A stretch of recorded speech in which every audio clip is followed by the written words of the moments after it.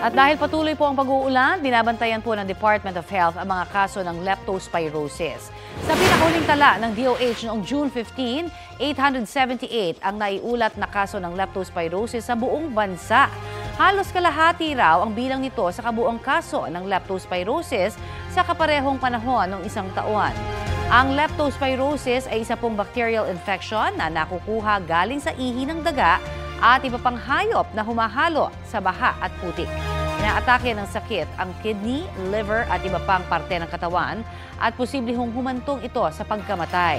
Payo ng DOH, iwasan ang lumusong, maglaro o lumangoy sa baha. Gumamit ng bota kung hindi ho naiiwasang lumusong sa baha at hugasan din ng malinis na tubig at sabon ang mga paa matapos lumusong sa baha. Kapuso, para sa mga maiinit na balita, mag-subscribe sa GMA Integrated News sa YouTube. Sa mga kapuso naman abroad, subaybayan nyo kami sa GMA Pinoy TV at sa www.gmanews.tv.